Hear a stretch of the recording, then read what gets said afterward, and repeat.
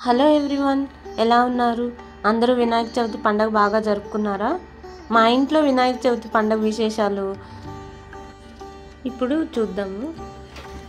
ఉంటుంది రోడ్లన్నీ షాప్స్ తోటి అన్ని డెకరేషన్ ఐటమ్స్, వినాయకుడు విగ్రహాలు, పత్రి పూలు వీటన్నిటితో హడావుడిగా ఉంటుంది. కానీ ఆ హడావుడి ఎందుకో చాలా ఆనందంగా అనిపిస్తూ ఉంటుంది. ముందు రోజు తెల్లారి అంతా జోరున వానలండి, అయినా వానలోనే షాపింగ్కి వెళ్ళి అన్నీ తెచ్చుకోవటం అవన్నీ. మన పర్యావరణాన్ని, మన నేచర్ని మనం కాపాడుకోవాలి కాబట్టి ఎకో ఫ్రెండ్లీ గణేష్ అయితే బెటర్ అని చెప్పి మేము చాలా కాలం నుంచి మట్టి విగ్రహాన్నే వాడుతున్నాము. ఈ ఇయర్ కూడా అలాగే మట్టి విగ్రహాన్నే తెచ్చుకున్నాము. అది కొంచెం కలర్స్ ఉన్నవి అందంగా కనపడతాయి, కానీ మనకి పొల్యూషన్కి అది కూడా ఒక కారణం అనిపించింది. అందరినీ పైకి తీసుకురావటానికే ఈ పండుగలు పెట్టారేమో అనిపిస్తూ ఉంటుంది నాకు. ఎందుకంటే చిన్న వ్యాపారులు కూడా పండగ పేరుతోటి ఎంతో కొంత సంపాదించుకోవటం జరుగుతుంది. అందుకని నాకు ఈ ఫెస్టివల్స్ అన్నీ ఎకానమీని కొంచెం అప్లిఫ్ట్ చేయటానికే వచ్చాయేమో అనిపిస్తూ ఉంటాయి. మనకి మాత్రం ఈ పండగ రోజుల్లో పూలు పళ్ళు అవన్నీ బాగా కాస్ట్లీ ఉన్నాయని కొంత బాధగా అనిపిస్తుంది. అయినప్పటికీ వాళ్ళకు కూడా 4 రూపాయలు సంపాదించుకునేది ఈ టైంలోనే కదా అని అనిపిస్తుంది. ఈ పత్రి ఇవన్నీ యాక్చువల్లీ మనకు అన్నీ అందుబాటులో ఉండేవే, అయినప్పటికీ వాళ్ళు మన ఎదురుగుండానే కోసి మనకే అమ్మేస్తూ ఉంటారు. అయినప్పటికీ వాళ్ళ దగ్గర తీసుకుంటే వాళ్ళకు కూడా హెల్ప్ చేసినట్టు అవుతుంది కదా అని అనిపిస్తూ ఉంటుంది. గుమ్మాలకు పసుపు రాయటం, బంతిపూలు గుచ్చడం, ఇంటి ముందు ముగ్గు వేయటం ఇవన్నీ అయిపోయిన తర్వాత ఫస్ట్ పాలవేలు కట్టడం స్టార్ట్ చేశాను. ఈ పాలవేలు మా ఇంట్లో ఎప్పటి నుంచో ఉంటున్నదే. ఇది కొంచెం స్ట్రాంగ్గా ఉంటుంది, అందుకని దీన్ని ఎవ్రీ ఇయర్ దీన్నే కడిగి పసుపు రాసి మళ్ళీ దీన్నే యూజ్ చేస్తూ ఉంటాం. ఫస్ట్ బల్లకి పసుపు రాసి దాని మీద ముగ్గేసుకోవాలి. ముగ్గేసుకున్న తర్వాత శంకు చక్రాలు అవన్నీ కూడా వేసి పసుపు కుంకాలతో కూడా అలంకరించాలి. అందులోనే వెళ్ళి అన్నీ తెచ్చుకోవడం కొంచెం కష్టంగా అనిపించినా తెల్లారి పండగ కాబట్టి మళ్ళీ కొనుక్కోపోతే హడావుడి అయిపోతుందని ముందు రోజు రాత్రి అన్నీ వెళ్ళి తెచ్చుకున్నాం. వినాయకుడి విగ్రహాలు అయితే ఎంత ముద్దుగా కనపడుతున్నాయో, అసలు చాలా అందంగా కనిపించాయి.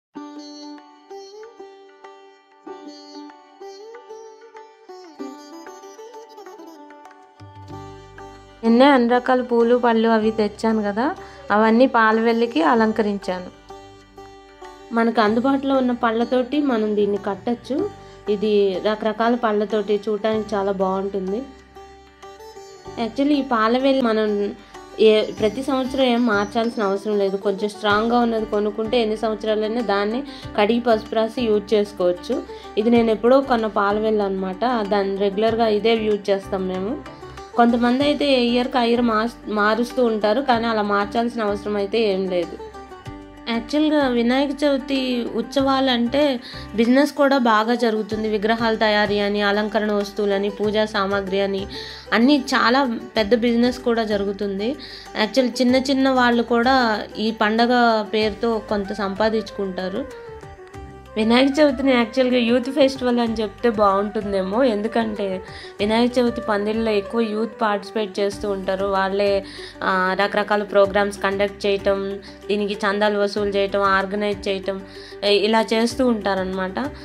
10 రోజులు పూజలు చేసిన రోజు విగ్రహాన్ని నిమజ్జనం చేసే వరకు కూడా చాలా యాక్టివ్గా పార్టిసిపేట్ చేస్తారు. అలాగే వినాయక చవితి పందిళ్లలో పగలు పూజలు, సాయంత్రం కల్చరల్ ప్రోగ్రామ్స్ తోటి చాలా హడావుడిగా ఉంటుంది.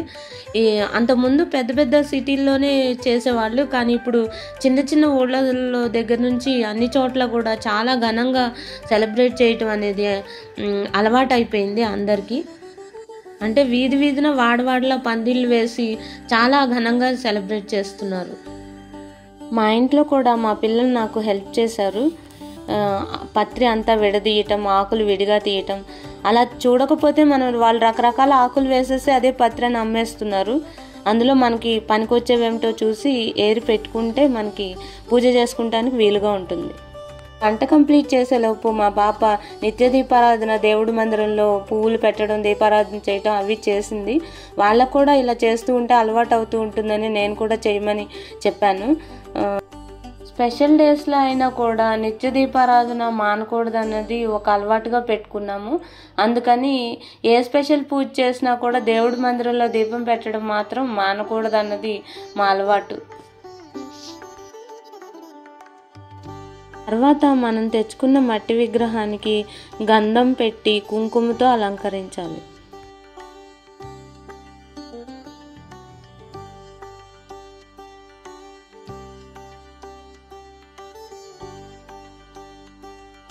తర్వాత ఆకు మీద కొంచెం పసుపు అక్షింతలు వేసి ఈ మట్టి వినాయకుడిని ఆకు మీద పెట్టాలి. ఎక్కడ ఏ పూజ చేసినా పసుపు గణపతి మస్ట్ అండ్ షుడ్గా చేయాలి కాబట్టి పసుపు గణపతిని కూడా చేసి అక్కడ పెట్టాలి. తర్వాత మా ఇంట్లో ఈ బుజ్జి గణేష్ విగ్రహం ఉంది. ఈ విగ్రహానికి కూడా మేము రెగ్యులర్గా పూజ చేస్తూ ఉంటాము, అందుకని అది కూడా పూజలో పెట్టాము.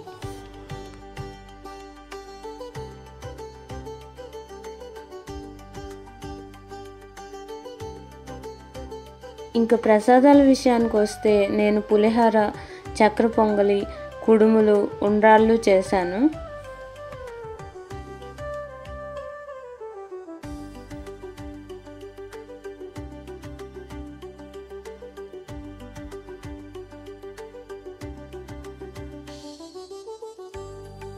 ప్రిపరేషన్ అయిపోయింది. ఇంకా పూజ దగ్గర విషయాలు చూద్దాం. ఇది నేను దీపం కింద డెకరేషన్ కోసం తయారు చేసిందండి. దీన్ని నేను నెక్స్ట్ వీడియోలో మీకు ఎలా తయారు చేయాలో చూపిస్తాను. వినాయకుడు జ్ఞానానికి ప్రతీక. వినాయకుడు విఘ్నాలకు అధిపతి. వినాయకుడు పూజ చేయటం ఎంతో మంచిది. వినాయకుడు పూజ చేసి ఏ కార్యాన్ని తలపెట్టినా అది నిర్విఘ్నంగా కొనసాగుతుందని పెద్దవాళ్ళు చెప్తారు. వినాయకుడు జ్ఞానానికి ప్రతీక. అందుకే మనం బుక్స్కి కూడా వినాయక చవితి రోజు పూజ చేస్తాం. వినాయకుడితో సమానంగా బుక్స్కి కూడా పూజ చేయటం పిల్లలకు అలవాటు చేస్తాం. బుక్స్కి పసుపు, గంధం, కుంకుమతోటి స్వస్తిక్ కానీ ఓం కానీ రాసి వాటిని పూజలో పెట్టి ఆ తర్వాత యూజ్ చేసుకోమని మనం చెప్తాం.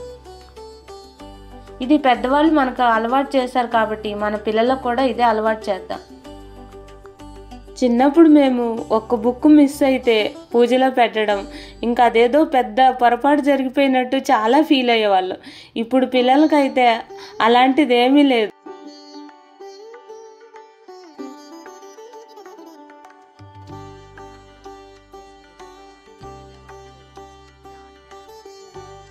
మా ఇంట్లో అయితే ఈ పూజని మెయిన్లీ పిల్లల్ని కూర్చోబెట్టి పక్కన పెద్దవాళ్ళు కూర్చొని చేయిస్తారు. ఎందుకంటే దీని ద్వారా మంచి చదువు వస్తుందని, పిల్లలకి సరైన జ్ఞానం లభిస్తుందని అలా చేస్తారు. అందుకని మేము కూడా మా పిల్లల్ని కూర్చోబెట్టి మేము పక్కన కూర్చుని పూజ చేయించాము.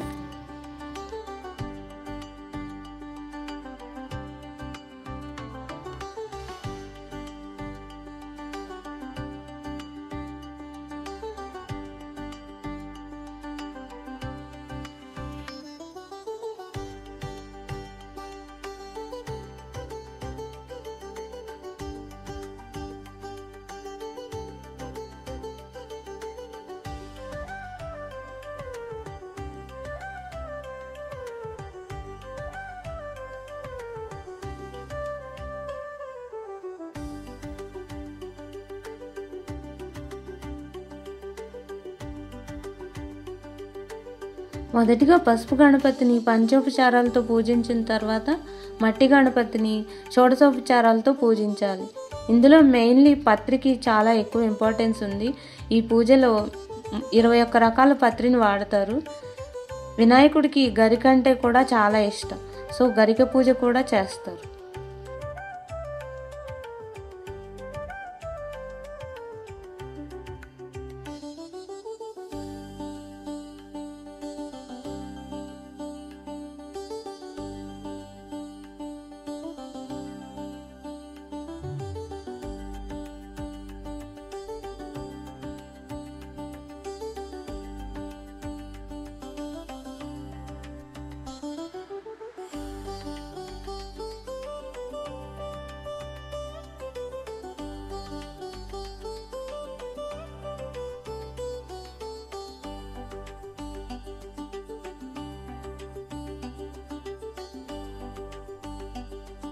ప్రియ సంభాషణలు ముచ్చటించుండా వారమందలి బాలుని ప్రసంగము వచ్చను.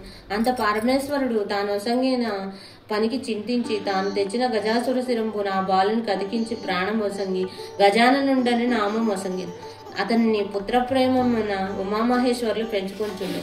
గజాననుండు తల్లిదండ్రులకు పరమభక్తితో సేవించుచును. ఇతను సులభంగా ఎక్కి తిరుగుటకు అనింద్యుడన్న ఒక మూషికమును వాహనముగా చేసుకును.